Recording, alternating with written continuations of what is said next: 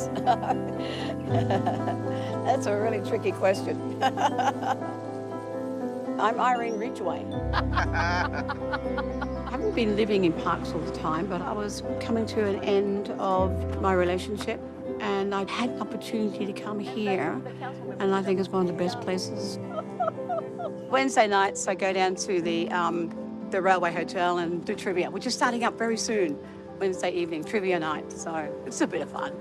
Everybody likes to have a bit of fun. It's a good socialising too, catching up with people who are smarter than me. Have a lovely day, guys. Yeah, and I think it's important to be part of the community. How you going? Hey. The community makes us, so yeah. Yeah. Oh, yeah. And we'll have a chat about that. There's heaps of food here today. Live like a king. Supermarkets that are like throwing stuff away, so they approach them and say, instead of throwing it away, give it to families who really need it. Trust me, every little bit helps. There's no point being idle, I don't think. If I'm idle, I'm usually in bed, so keeping busy is great. I have family here as well. I have 6 boys. Well, they're all men now. None of them are favourites. I have favourite grandchildren. Yeah. I've met my great-grandmother in a statue. How many people get to do that? I want to know more about my Nanny Nellie. What her life was like, where I came from. And I wanted my boys to know where they came from. Those family roots are really important. And so I started doing research. This is a picture of Nanny Kempsey. Nanny Kempsey's my grandmother. This is Nanny Nellie. Nanny Nellie is Nanny Kempsey's mum. This is me and my mum, Nanny Elva, and Nanny Irene. Because we're all nannies now. I love that. So yeah, 4 generations. I lived with my grandmother for many, many years, Nanny Kempsey. And I have a letter here that she wrote to the museum about her mother on exhibition. This is the photo of all the statues together.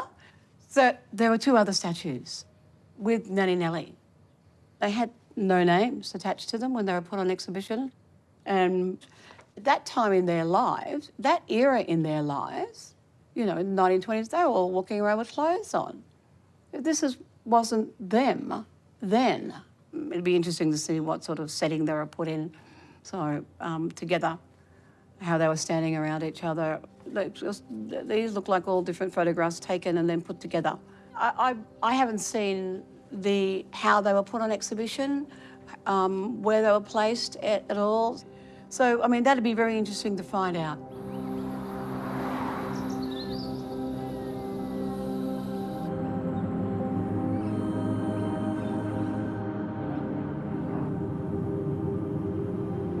In 1996, my grandmother, Nanny Kempsey, visited the Australian Museum with her cousin.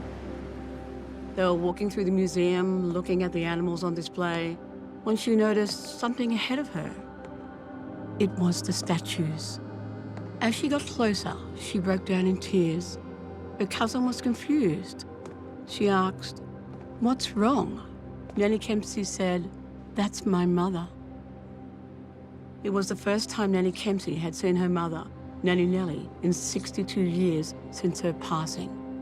Can you imagine coming across your mother in a museum half naked for the first time in 62 years?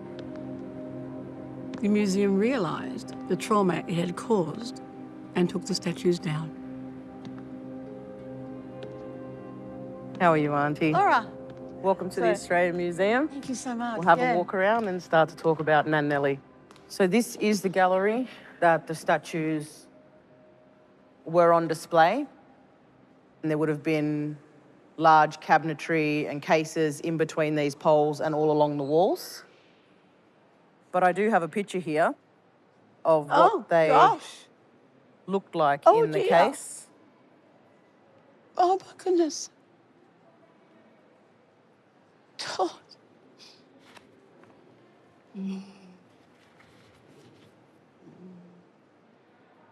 God.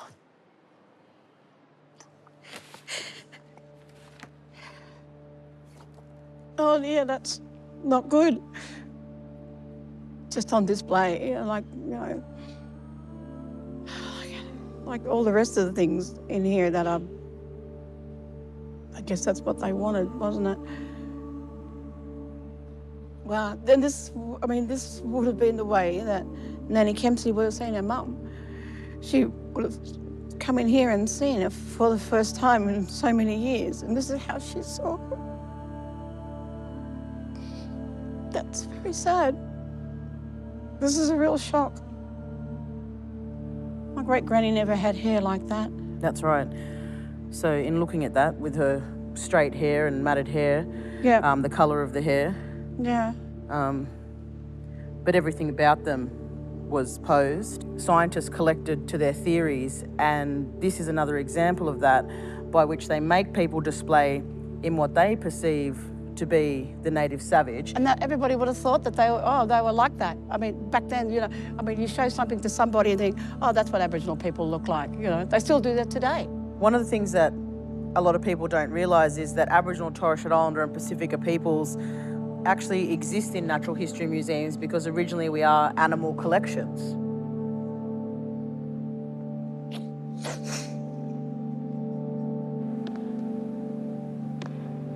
I can see why Nanny Kempsey had her mother's statue taken down. She must have been overwhelmed to see her like that, displayed in a glass cabinet like all the rest of the animals in this museum.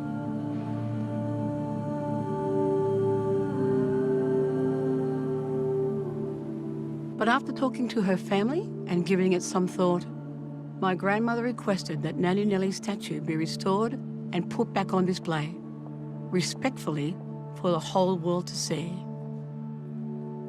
So that's what I'm doing now. I'm honouring Nanny Kempsey's request.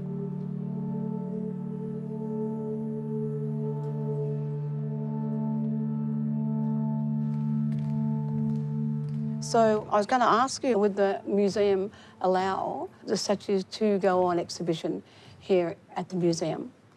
Well, we can decide that together, and I think the futures of the statues should be a joint decision. Where can the statues go on display? Will they have conditions good enough to go back on display? And then how do we celebrate the statues? Now we've rediscovered the statues in our collection. We've connected with you, one family, and once we connect with the other families, so now is the time for them to come back out where the families can reconnect and make decisions about their future. Look, I'll be looking forward to that.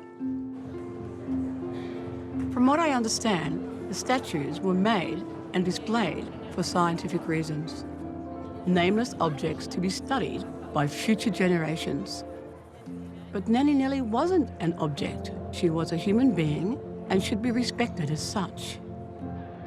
For too long, our history has been told by colonisers. I want to honour her life by reclaiming our history. And that history starts here in Bombala. Nellie Bunjil was born in Bombala, a little town in southern New South Wales, Narragansett country. She lived here until she was 16. Her grandmother died when she was 5, and her mother died when she was 10. We know she worked here, washing linen, when she was 15. But that's it. That's all we know from her younger years. Hello? Hello, come on in. Hello? Hello? Oh, this is an amazing big building here. Oh, hello, how are you? Very well, thank you. Irene, Stuart, Yes. lovely to meet you. Great. Hope I can help you in some Yes, way. I believe you have information for me. I'll go and get the book. We'll see if her name's in there. Okay, fantastic, thank you. Oh, wonderful. A very valuable resource. Yes. So it's Bunjil, B-U... Bunjil. Bunjil. I've seen it spelled... Frederick, that's my great-grandmother's brother. 29th of January, 25 years old. And there's Nanny Nellie's mother and father. William must have been a black stockman on Maratta. Well, we've Yes. got somewhere. We have, absolutely. That's fantastic. Right, and 155, well, he's in the Bombala Cemetery. He's in Bombala Cemetery here. Yes. The parents were and the brother was. That's right. Your grandmother was probably Most there too. Definitely here. Although we don't have any information on Nanny Nellie here, but we've got Nanny Nellie's brother here. With the Aboriginals, everything was spoken. There was no writing down anything. And that makes it very difficult 100 years later to get the story. You can find something and then you run into a dead end and just wonder what happened there. Thank you very much for that, Stuart. Oh, Absolutely. no Thank you. problem at all. Great to be able to help somebody.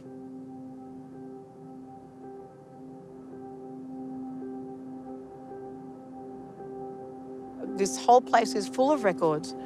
Whole place is full of records. And not much on Aboriginal people living around here. My family came from here. The Bunjil family come from here. And there's only one report of Nanny Nellie's brother, Frederick.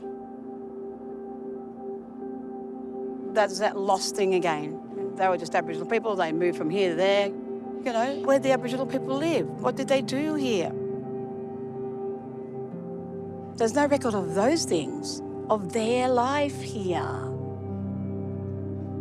They didn't keep records of Aboriginal people. Aboriginal people were in the background. They were like, they didn't even want to know them then, so. There are no records of Nanny Nellie, but I do know what her life would have been like. It would have been tough. She would have grown up quick, just like I had to. Nanny Nellie wouldn't have been allowed to get an education. She would have been told that she was different. The colour of her skin would have been pointed out to her at a younger age, just like it was for all Aboriginal people. But she would have walked this country, her country, and she would have known all its stories. This is Delicate Aboriginal Reserve, where Nanny Nellie would have lived with her grandparents when she was little. Before it was an Aboriginal reserve, it was a meeting place for surrounding countries for thousands of years. Here we are. This is the Delegate Aboriginal Reserve. Also known as the Common, was formally gazetted in 1892. Many descendants have strong family connections to the land at the Common. That's true. This was a camp stop for multiple clans. And I was told that the Ridgeway people used to come down here to get wives because the women were prettier. I don't know if you're going to put that in, but that's what I was told. Which is a great story, I reckon, from my ancestors. Here, Nanny Nellie would have been allowed to speak her language, practice her culture, and be with her people. Before it was a reserve, this was a place with no fences, a place where culture and knowledge was learned and shared, a place where she could be herself. Aboriginal people were allowed to come and go, free to come and go as they pleased. Later on, that all changed. When the settlers came, they would have moved them further out of town, up to here. Things changed. They were changed for the worse. Do not leave the reserve, here's the certificate. You could be arrested, don't speak your own language, no dancing in public, you may be served in a shop if we choose to serve you in a shop. You know, you weren't allowed in any pubs at all. They would have to report there was somebody here watching them all the time.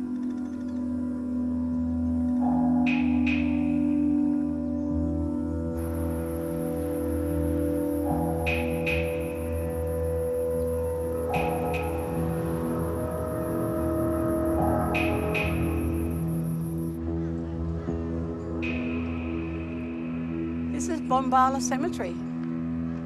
This is where Great Uncle Fred is buried. But there's no marking on Uncle Frederick's grave. Aboriginal graves never got marked. There was no money for Aboriginal people to mark graves with, you know, like these ones here that have tombstones. So we don't know where he is. Nanny Nellie's and Uncle Frederick's mother and father could be buried here, but everything's unmarked. This is where everything got lost. We lost our connection to our language, our culture. We lost our connection to our way of life. We lost them because Nanny Nellie moved from here. From then on, it was forbidden to speak her own language. And this is where everything got lost for me, for us, our family. We lost our tradition here, in this place. So, yeah.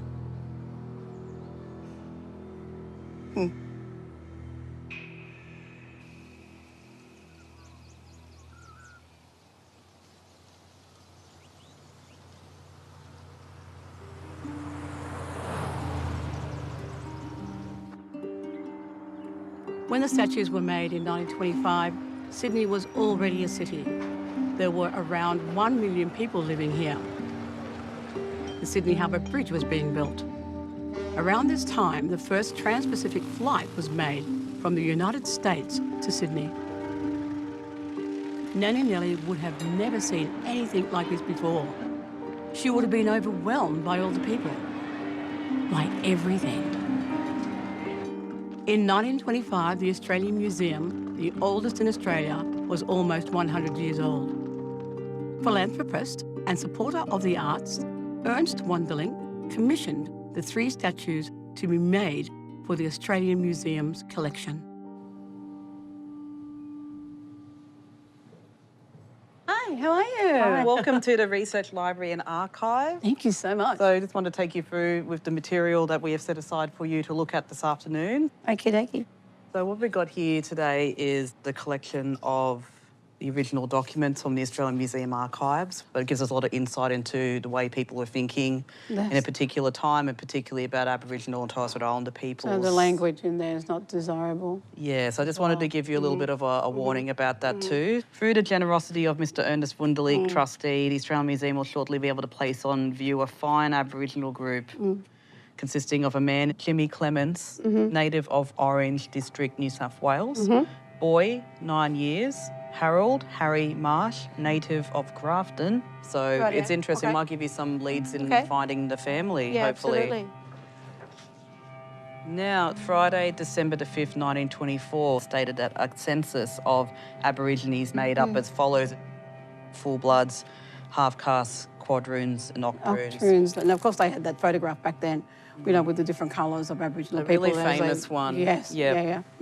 So this is really quite shocking to read, but at the time this was practice, and it gives really interesting insight into the rationale for why this project was commissioned, because there's this belief that the Aboriginal race was a dying race. So because of their assimilation policies, they thought they needed to preserve the way we looked?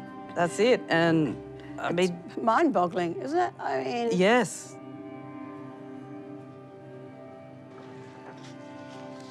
We just got a note here. This is a key document. It's interesting. The museum was suggesting that the Secretary of the Aborigines Protection Board be asked to take the necessary steps to detain, actually using the words detain the Aboriginal Jimmy Clements. Well, that means take him into custody. I mean, how is it any different from basically arresting him? That's right. That had no agency or free will of their own. Yeah, absolutely. Picked up anywhere. Anywhere and monitored. The fact that because the surveillance... colour of their skin? That's right, because they were seen as desirable examples of what Aborigines look like? Look like. You know, someone like me, I'm Aboriginal, but, you know, I wouldn't pass that test. It's unbelievable how much control police had. And they worked in with the Aboriginal Protection Board, they worked in with the All these museum. government agencies. And all that's exactly right. You know, Mariko, they thought we were primitive, lesser humans than them. We weren't civilised enough by their standard to be treated equally. Museums, even today, they're still seen as sources of authority and objective knowledge.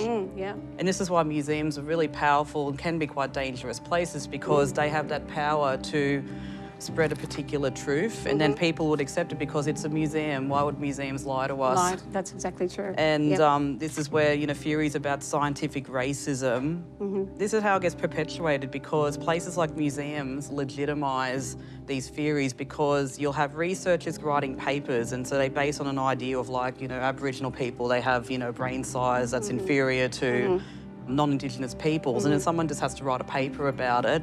Australian Museum is referenced in some way, and then there you go, that's a legitimate theory and it's truth. The Australian Aboriginal, and lowercase for Aboriginal, is said to be the most primitive type of Homo sapiens surviving on the face of the earth.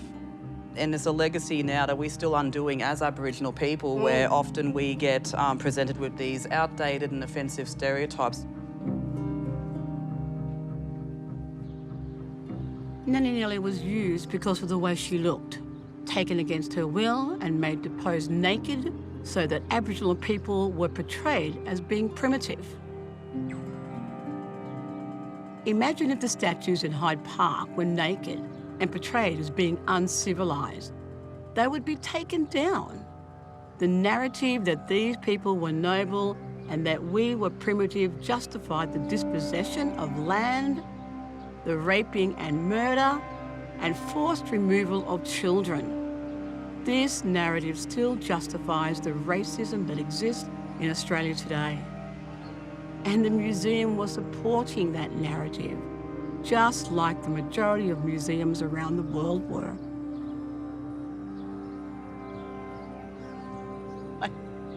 Well, it says, discovered this territory, 1770.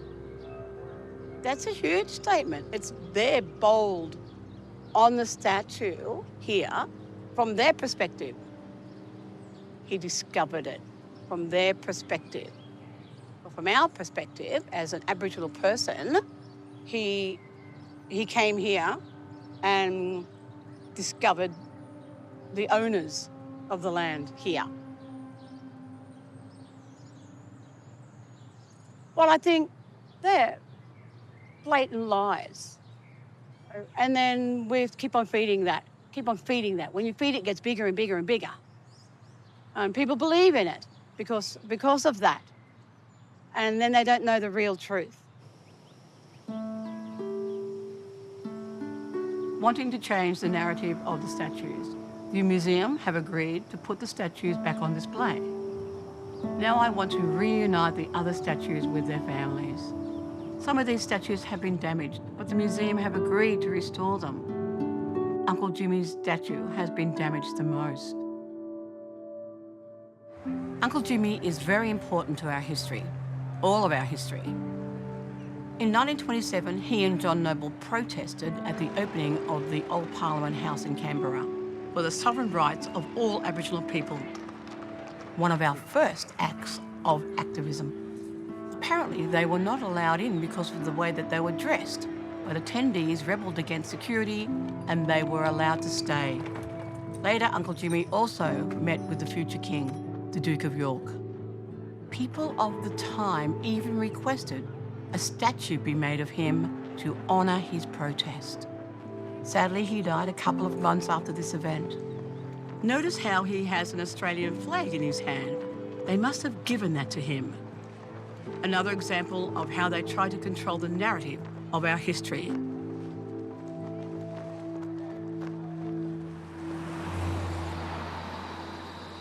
King Billy, whose full name was Jimmy Clements, was worried about sovereignty for Aboriginal people.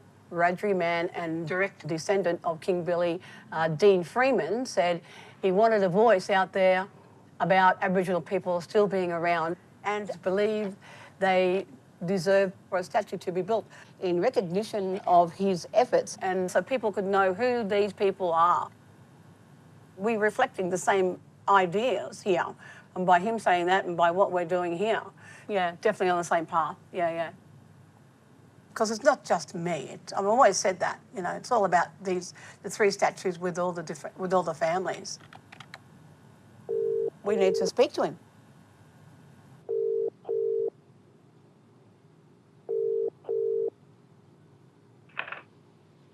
Hi, Irene. Oh, hi, Dean. How are you? Good, thanks. How are you? Well, thank you very much. We're not quite sure whether any of the family know about the statues. No, well, I didn't know.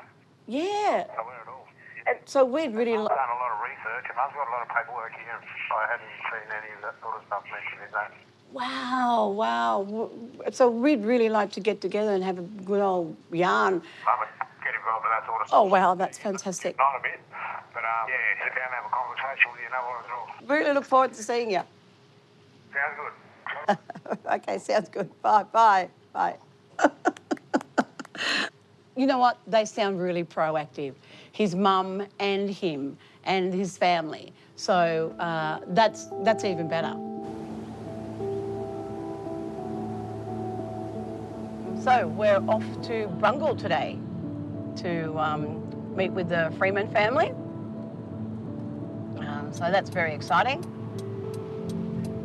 But it'd just be great to see how everything fits in their family. There it is over there. They got to put the thing on you. Yes. How are you? Hello. Good to finally meet you. Good to finally meet you. Your dad? Yep, this buddy. Hello, how are you? Good, thanks. How are you? Hello, William. How are you, darling? How are you? Lovely to meet you. So I bought some paperwork for you to have a look at. Yes, good. And this is from the museum, right? Oh, yeah. So here's Uncle Jimmy, right? This is your relative. Yeah. And this is my great-grandmother. This is Nanny Nellie. And here's young little Harold Marsh. Right. And this is how they displayed them at the right. museum. Look how fit he was. Yeah. In 1927, he walked from Brungle to Canberra with John Noble to protest for Aboriginal sovereign rights. So he walked from... He was 80. He was 80. So this year he's probably... I never knew that. Yeah. That's amazing. Yeah, him and John Noble.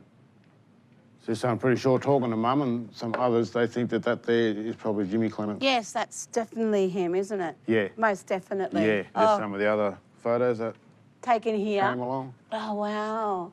Oh, wow, Bronco. 1894, this photograph was taken here.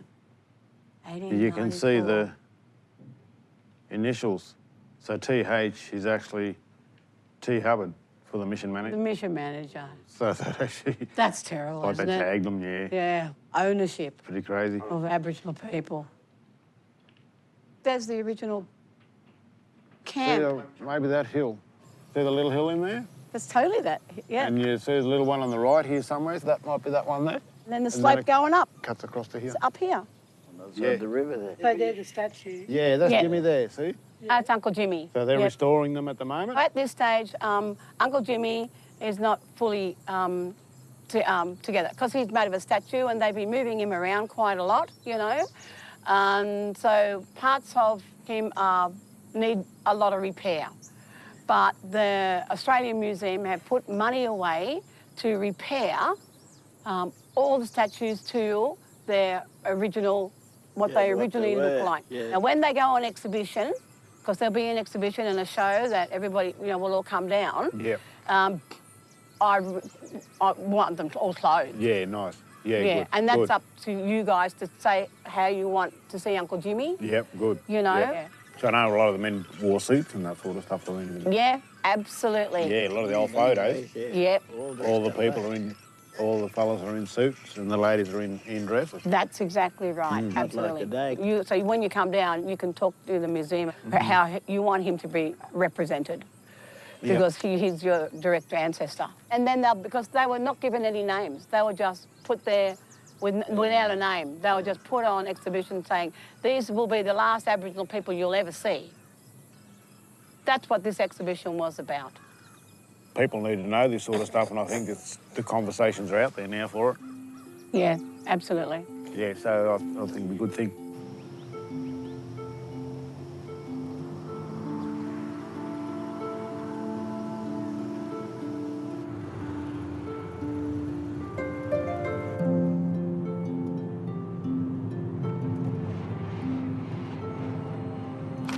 Welcome to one of the sites where the Australian Museum has workrooms. And of course, this is where your ancestors' sculpture is ensconced through here. Wow. Be great to see her again. Oh, hello. Yeah. Oh, hello. There she is. Oh, yeah. Hello.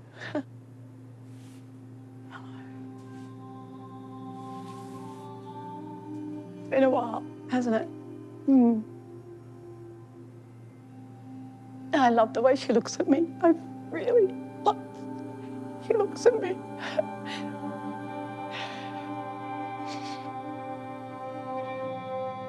It's beautiful. It's really beautiful. It's lovely to see you again. I missed you.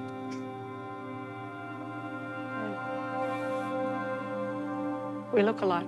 I think we look alike. You know, so yeah, yeah. So we've got a loose fragment of the plaster here. This is from Nanny. Yeah, so this is from her ankle. Oh my goodness. Yes. Yeah. And that's why she's still in her stillage. So, Right. and that's the work that we all do to make her stable again. Oh yes, Rectify now I that. can see from the back. I never realised, just seeing from the front, never realised how much damage there was from the back. Yeah.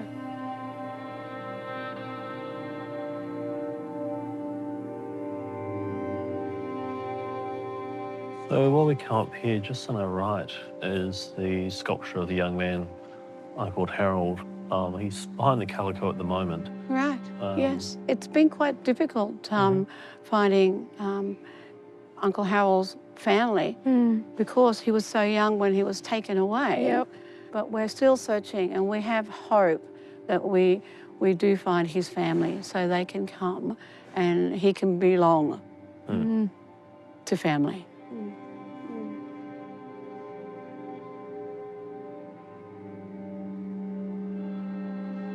So this file has as much of the information as what we've been able to gather about the history of the statues. And from that, we've been able to find out they were up in Holbrook, in the Holbrook Museum, for about 20 years. Wow. We're all under the conclusion that Uncle Jimmy was damaged in transit. Right. Back from the Holbrook Museum. Auntie Nellie also has some areas of weakness around her ankles, which we've seen.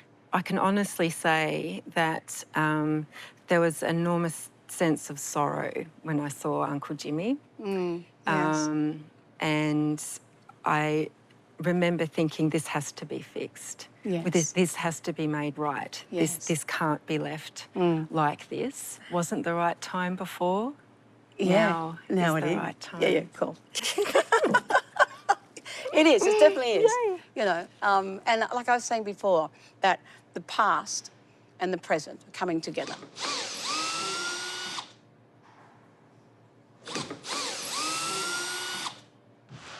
Okay. Oh my goodness. Wow. All right. Oh yeah, he's in pieces, isn't he? Wow. Oh wow. I wish his family was here now to see him. To be recognising that they are real-life people that modelled, that were made to model Yes. for an artist, Yes. is how we can reframe that original concept, kind of leave it behind and move forward into something that is for the future. Yes. Recognising Uncle Jimmy and Uncle Harold and Auntie Nellie as people is a changing framework. That's perfect. It's beautiful. I see that too. We have the same dream. Yeah. So, Yeah. and that's not impossible.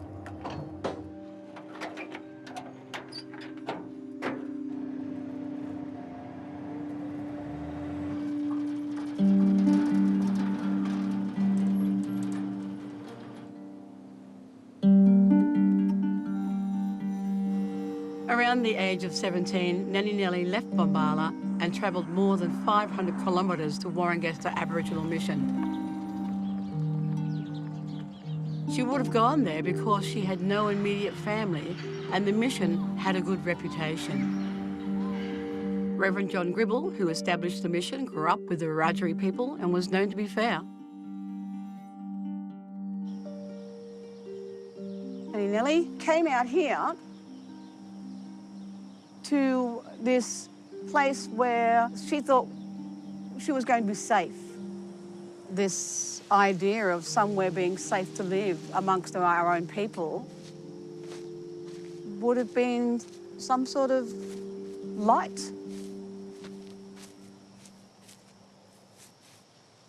So when my grandmother first arrived here, when she was around about 17 or so, she would have been told to come over here and stay in this girls' dormitory. In the girls' dormitory, yep. This is where she would have been sent to. So she would have had a room, sharing a room in here with a few of the other girls.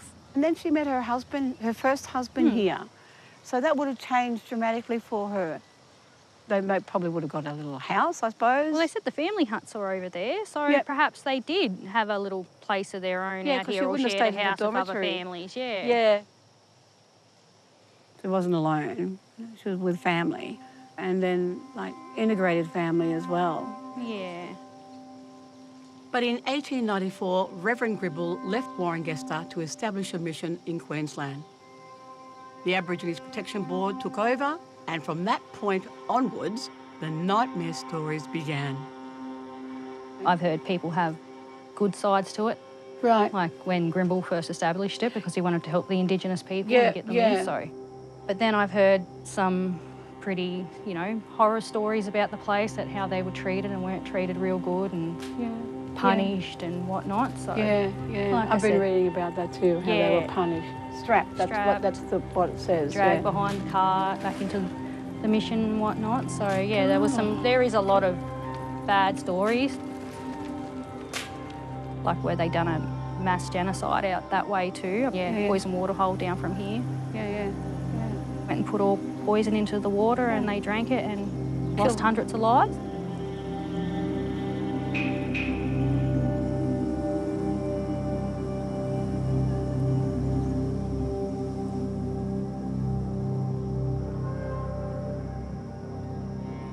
The Aborigines Protection Board was established to control and supervise the lives of Aboriginal people. Its aim was to assimilate Aboriginal people into mainstream Australian society.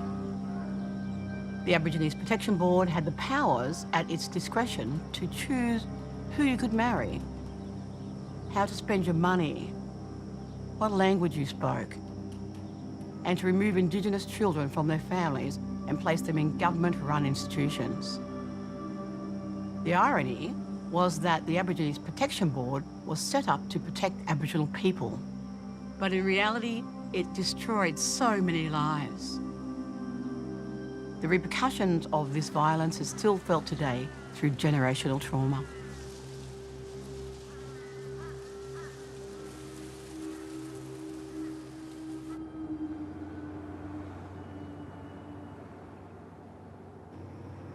It's amazing how they have these missions so far out of town, out of sight, out of mind, and then take the children away. Stick the families out on the mission out of town, then take the kids away. I mean, if they wanted them to be like a white man so much, why wouldn't they let them live in town?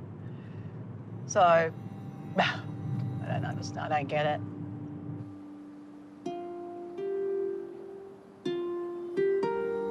Life on the missions and reserves would have been challenging for a teenage girl, especially being alone and having your life controlled. I can't imagine what it would have been like for a little boy living in Kinchela all by himself. Harold Marsh was 9 years old when the statue was made of him. The museum records state that he was originally from Grafton, but the museum ordered the police to obtain him from Kinchela. From there, Harold was taken down to Sydney to be sculpted by Rainer Hoff. Hello. Hi, Irene. Lovely to finally meet you. Very nice. It's been a while, hasn't it? Yeah. We've got a few things to talk about, I think. We do. Yeah. So I'll just go around the corner and you can see where Rainer Hoff's studio was. Wow. Yeah, it's really big now. It was a little smaller when Harold Marsh was posing in here. It had sandstone walls. Oh. Pretty well mud floor. It was terrible. The floor was terrible. You know, in 1925, it was actually a technical college when he came. Right. But the art school was part of it. So he would have been coming in amongst all those students and things and pose. It would have been quite hard, actually, I think. Yeah, and I guess with the whole three of them, it would never have normally been in this sort of situation before. No, and we don't know of any Aboriginal students here either. So, No. you know, it's even coming into the site would have been quite Yeah, amazing. yes, it would have been. So this little section here is actually mainly about Rainer Hoff, actually. And then through here is where we have our main collection. So I've just put out some photographs and some drawings to show you. Wow.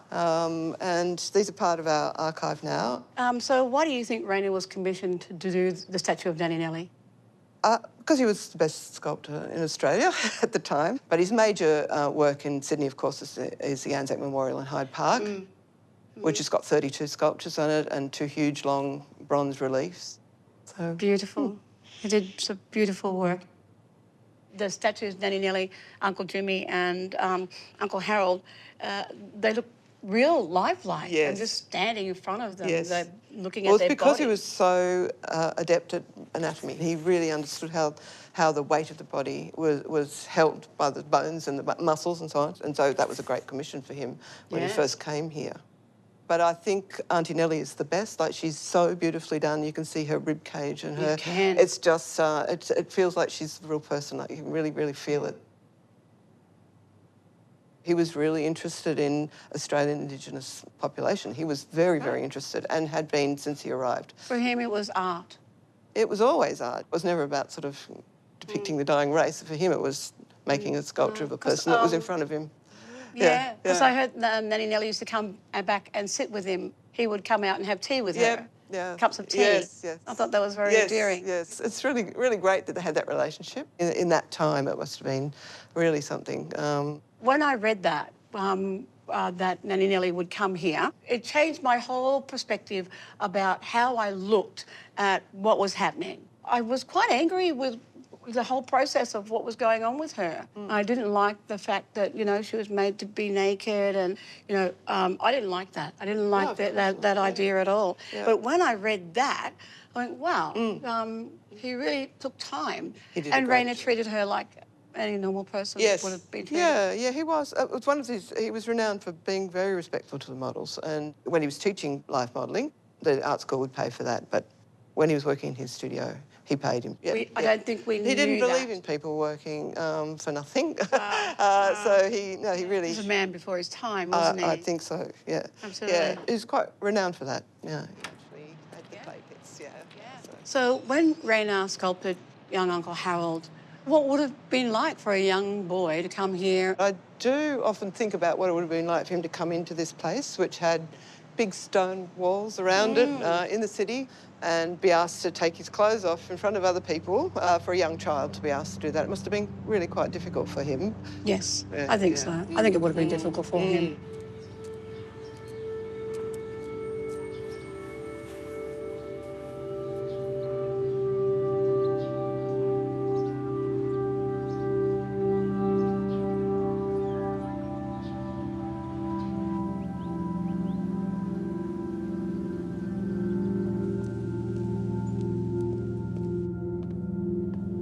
So I thought that this would be really good to have a look at because Harold Marsh has been so hard to, find. There are little bits of snippets about his life here and there, but the little bits of notes that we have are really, really good. So we can track his movement. Harold Marsh, native of Grafton, and sent down to Sydney from Aboriginal Reserve, Kinchilla. This is a boys' home. Back then it was a boys' home, right? Kinchilla Boys' Home. That's what they called it back then here. And so it might have been a holding centre for him, taken from his family here, and then brought down to Sydney to do their relief of his body. Look, this is what the Protection Board did back then. They took children away from their natural habitat, right, and put them in other places. A lot of time they changed their names. A lot of times they weren't allowed to speak where they came from. But they tried to erase their past. He wouldn't have been able to comprehend everything that was going on. He would have just gone along with the people who were taking him. He had no choice in the matter anyway, let's face it, none of them did. So the next time we see Harold Marsh come up is in this little snippet in the paper. Another half-caste Aborigine, Harold Marsh, aged 20, who was also charged with having been found drunk because he was picked up at Ulmara, which is just outside of Grafton. Here is his name again, Harold Marsh. And again, charges of drunkenness. He's masking his trauma with alcohol. You know, a lot of Aboriginal people do that, mask their trauma from their childhood with alcohol, which is very, very sad. So here we find he's moved on to clean his life up. And it's at Christmas time. Uncle Harold Marsh said grace and reminded us that we were celebrating the birth of one who was born to become King of Kings and Lord of Lords. And this is in 1959. So he's around about 42. Lots of little tiny steps to get where we are with Uncle Harold. So, yeah.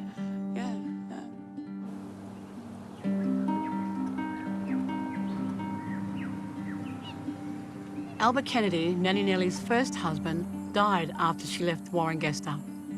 They had a baby, but there's no record of what happened to that child. Then, in 1911, at Tilba Tilba, Nanny Nellie married James Walker, my great-grandfather.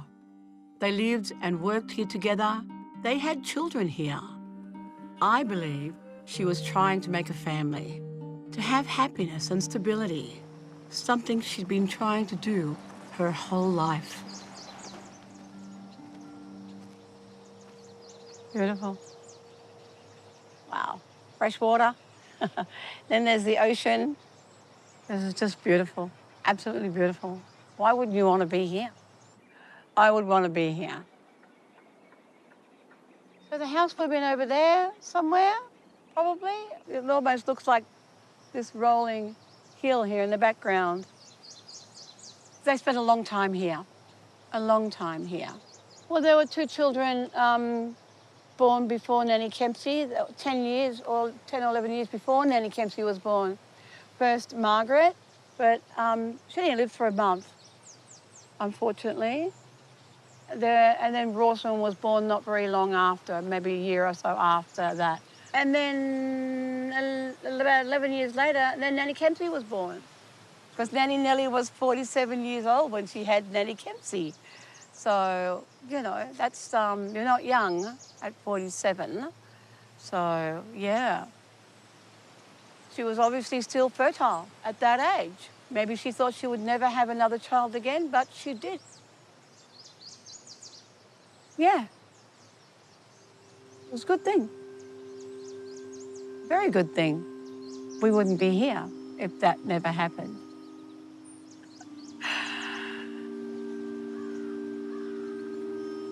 My grandmother's name is, well, we all call her Nanny Kempsey, but her name was Victoria.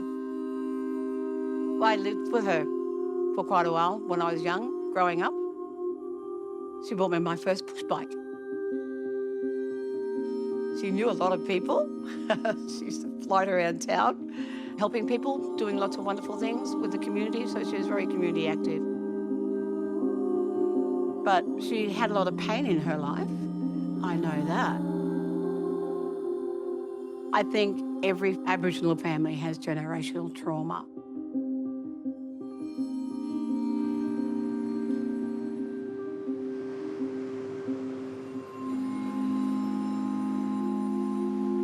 So I'm just going to read from Nanny Kempsey's letter that she speaks about here. There was a big Aboriginal camp in Maruya. We would move up and down the coast to get food. We went by the tide and the moon. The men would go ahead to find a camp for the night, and the women would follow with all the gear. there would be about 100 in the party. When we got to towns, we had to get the sugar, tea and the flour and baking powder to make jampa from the police station. I was about 6 years old when my mother took me to Sydney. We went by boat from Bateman's Bay. I think she must have been ill by then. This is Tathra Wharf. This is where Nanny Nellie came with Nanny Kempsey from Bateman's Bay to get on the SS Merimbula to travel all the way to La Perouse. They would have walked on the beach here. Nanny Kempsey and Nanny Nellie made their footsteps in the sand. So, and that's what we're doing, aren't we? With our footsteps, tracing their footsteps. It was like that for me. It's a belonging to be here. I know that I'm allowed to be here. That's how I feel.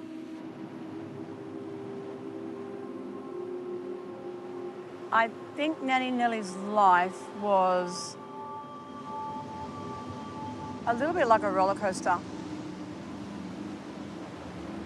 Australia was changing. There were settlers moving into the land. So their life was changing forever. And then she got sick. She had TB. And Nanny Kempsey writes that. So she knew that she had to go to Sydney. I think Nanny Nellie was trying to make the most of her life for the better of herself and her family. I think that's what she was trying to do. And sometimes when that happens, you have to move. You have to go somewhere. You have to move on to try and make your life a little bit better for yourself.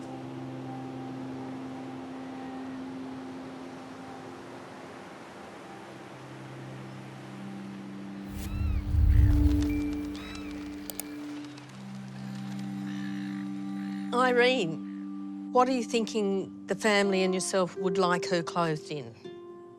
Here we have one photograph of around that era, and the women were all dressed. Long skirts and the pin-tuck blouses and... Yes. In the cottons and the... Yes, everything would have been cotton, yeah, is that would right? have all been natural fibres, Okay. definitely. Look very prim and proper. Yes, yeah. Like they're wearing their Sunday best. They do. Yes, yeah, absolutely. And people didn't show their legs in those days. No, they never showed their legs. Or, in fact, rarely ankles too. Yes. So, because it was all about modesty. Yeah, I mean, it's completely opposite to how Nanny was put on exhibition, you know, and portrayed. This is the way that I would like her to, you know, be dressed now in the museum. Yeah. That's right. But I know, traditionally, Aboriginal women never wore clothes before colonisation. They censored Aboriginal people with clothing. That whole early 1900s and dressing to civilise the native. But Nanny Nellie never grew up back then. She grew up in a different fairly era. modern history, really. So that's why clothing is very important. Nan Nellie is an individual, so we're going to give her back her identity. Yes. Yeah. Yeah, that's right. To who she really, really was in her time.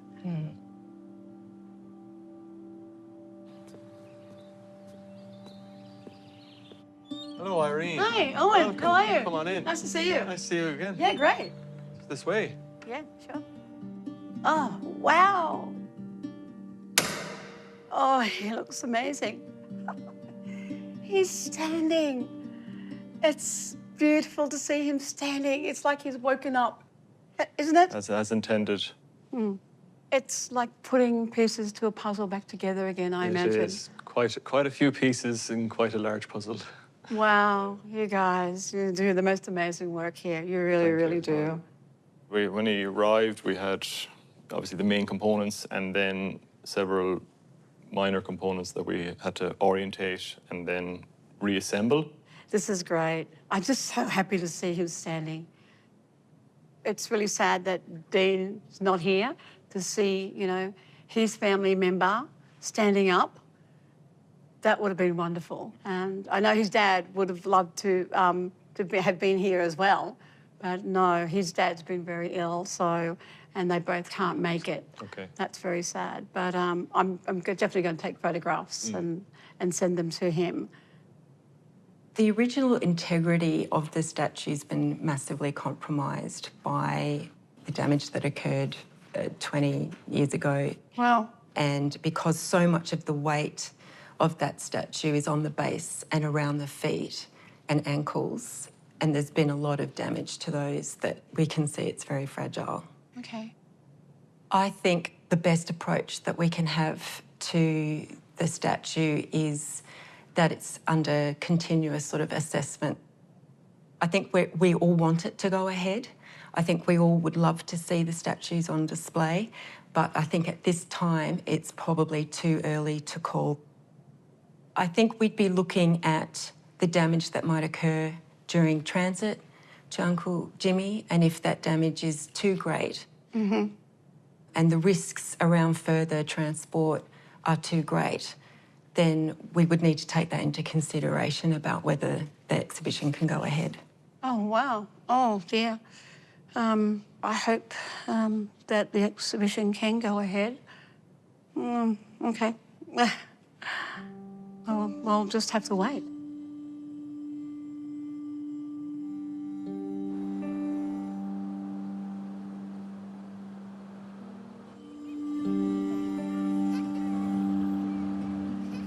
Nanny Kempsey was around 5 years old when she came here to La Perouse with her mother, Nanny Nellie. La Perouse was a mission set up on the outskirts of Sydney, about 15 kilometres from the city centre. Another example of Aboriginal people being placed out of sight, out of mind. Outsiders in their own countries. Nanny Nellie's illness was getting worse, but she had the support of her husband's family, whom she lived with. She must have felt a duty to be self-sufficient for herself and her daughter, because she used to go into the domain by tram to get food rations from the Aborigines Protection Board. Nanny Kempsey remembers one of those trips with her mother.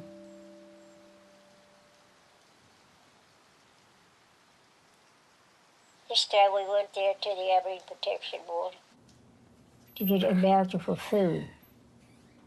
I was only small, 5 or 6, I think. My mother said, I've got to go downstairs and wait here at the top in the office. So I'm playing away in the big office. I'm waiting and waiting. I'm waiting for the mother to come. She never come back. I tried to drive down the road. They all grabbed me and held me back. They had to lock me in the office. It was frightened of me going away there, running away. Anyway, I lay down on the floor and I cried and cried.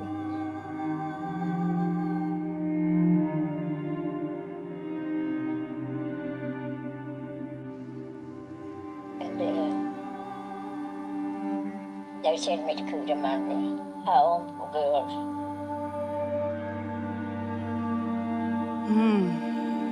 Yeah.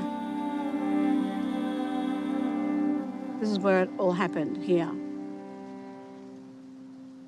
This is where everything turned around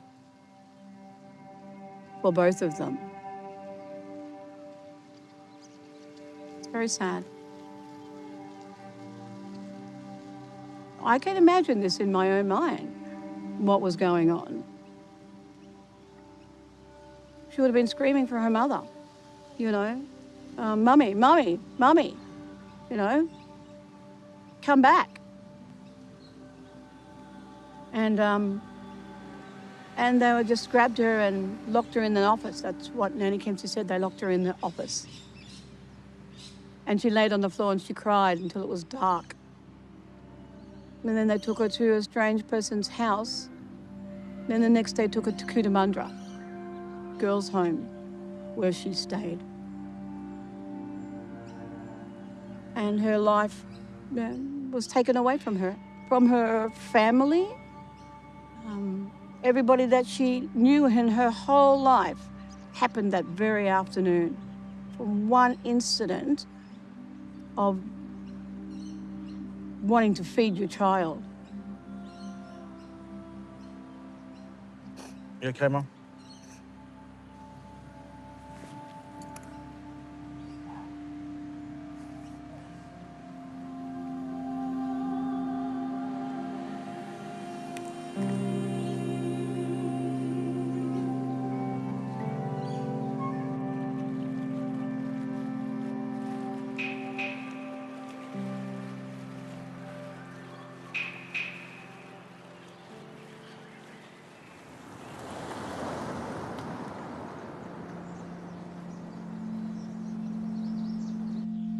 Nanny Nellie suffered tuberculosis for over 10 years.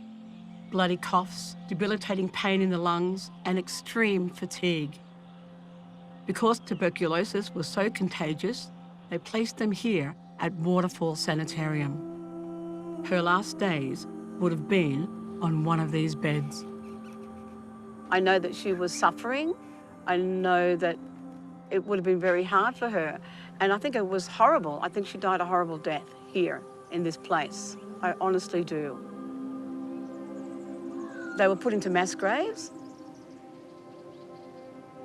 You know, just realising that my grandmother was shoved into a mass grave with hundreds of other people. I've just, you know, it's just horrifying. I just find it horrifying. There's no rest because there's no way of us digging her up and taking her back home with us. We can't do that now. How would we find her? It's impossible. Must have been very sad for Nanny Kempsey to come and see her mother here and watch her mother die. I think of that a lot. Nanny Kempsey coming here and nursing her mother to her death. Must have been horrific for her to go through all that experience, you know, and then finally see your mother again and your mother's dying. It's too much.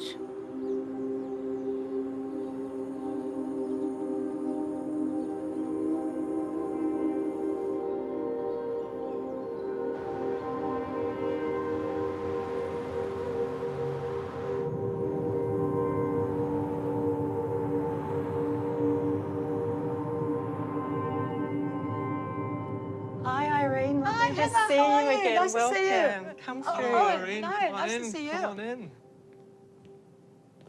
Oh, yes. Oh, yeah, the repairs. Yeah, beautiful. So much work has been done, hasn't it? So, yeah, it's lovely. But unfortunately, I've got some bad news today. Dean won't be able to make it.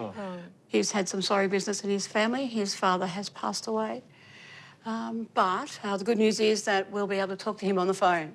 I'm going to make a video call with him and he'll be able to see Uncle Jimmy for himself. Here we go. Okay. Hello, Dean. How are you? Good morning, Aunt. I'm very good. How are you? Really well, really well. This is going to be the first time you get to see it. I'm so sorry you're not here with us, but you're here and you're here to have a look at him. Yeah, this is sort of the point we've been looking for from our family, I suppose. Very excited. I know. I'm going to turn the phone around, my darling, okay? Yeah, that's unreal. Can you see him? Yeah, that just does so many things to you. It's very emotional. It is, isn't it, my darling? It is.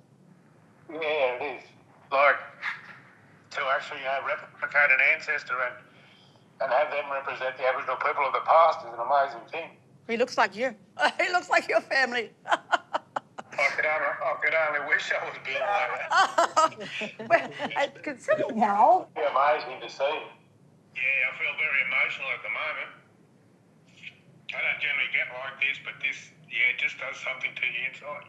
Because they're family. You know, they belong to us. They belong to us as family. Mate, the pride. Yeah, the pride I feel at the moment is unbelievable. Oh, bless you. Heather, if you'd like to. So what our approach is going to be with Uncle Jimmy is to get him safely back to our store in Castle Hill. And we'll do some scanning in 3D photogrammetries. And we won't be putting Uncle Jimmy on display just yet, just because of the fragility of the sculpture. We really want to make sure that he travels well back to the home where he stays in the Castle Hill store. So hopefully you can come and see him in Castle Hill, and we can continue the journey with Uncle Jimmy and with you and your family. Just with everything that's happening? Yes. Yeah, it's very emotional. Yeah, it is. The biggest thing, the biggest thing I suppose is that Dad's not here now, so. I know, darling. I know. And he would have, he would have made every effort. He would have made every effort. Absolutely.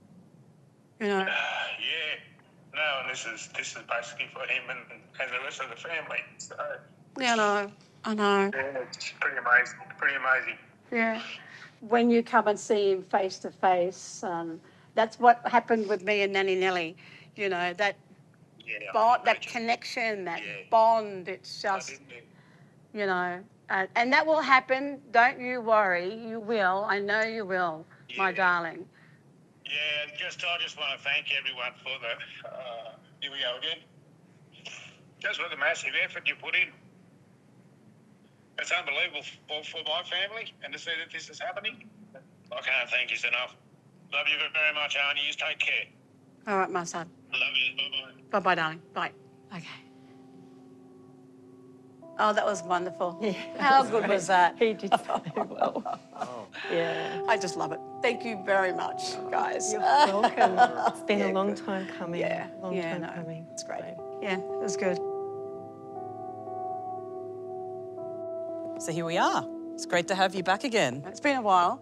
It has been a while since we were looking at the archives. Yeah, and finally I get to see Uncle Harold. That's right. I think you only were able to see his legs last time. I mean, we've had to do some minor paint work, which is why you haven't been able to see him unveiled as yet. But now we've got the opportunity to do so. I'm excited, Marika. I'm very excited.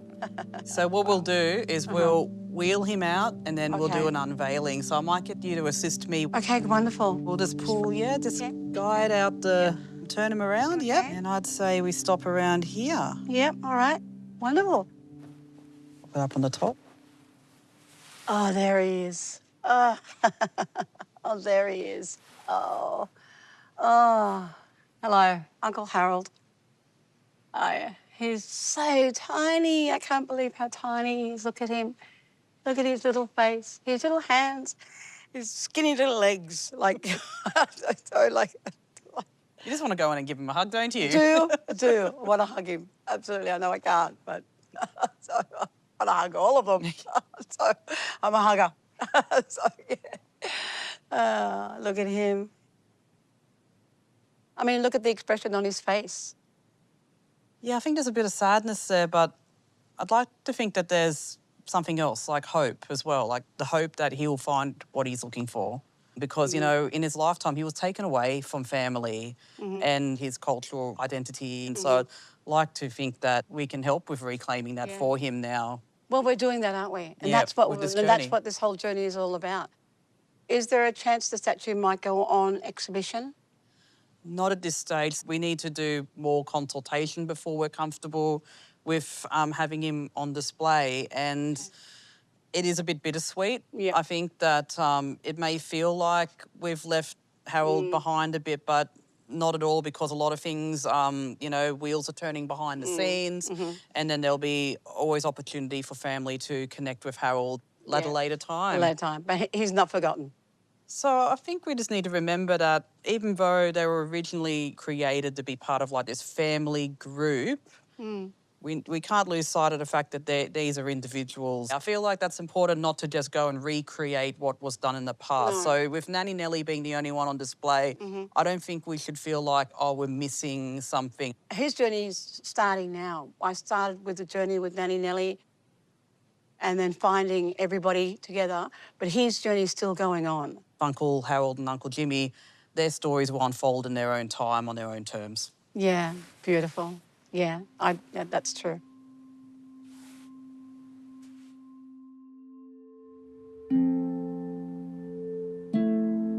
I'm feeling pretty excited about tonight. My Uncle Richard will be there. And Uncle Richard is Nanny Nellie's grandson, Nanny Kempsey's son. Uncle Richard is my elder, And I'm proud and honoured for him to be there so he can see his grandmother. It's just wonderful.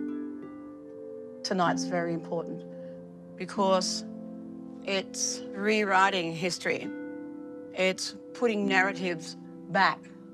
It's the realisation of past and present all coming together and making it as one. That's what it's all about.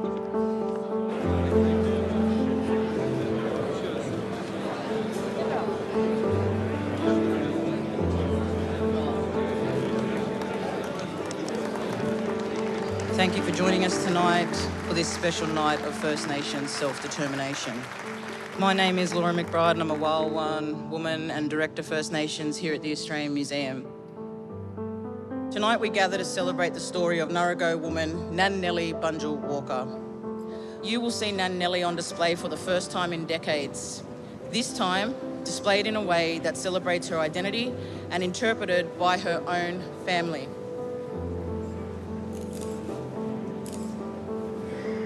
There she is now. I know.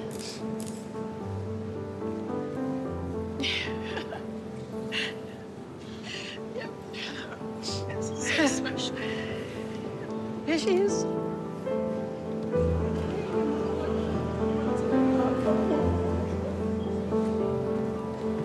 How beautiful is that? Hey? It's beautiful, Mum. It's beautiful. It's crazy seeing all the ladies together again. I know. Yeah. Tell me what you think, Uncle Richard. Family then? Yep. She's surrounded by family. Yeah. I think that's what she always wanted to be, surrounded by family. How good is that? Thank you. Well done.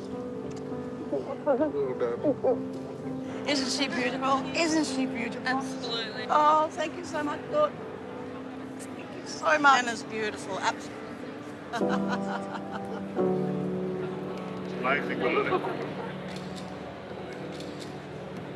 Some things I don't think we'll ever find out. But the things that we have found out, she led a full life. She had a full journey to her life. She was a powerful woman. She bared so many different troubles, but she still got through them.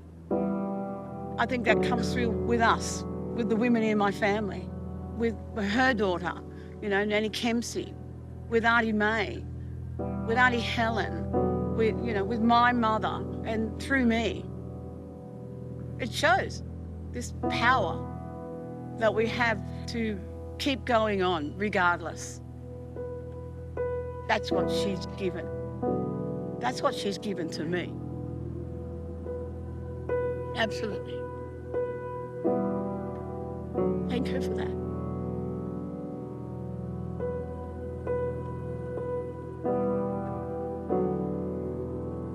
It was all taken away, but we can give it back.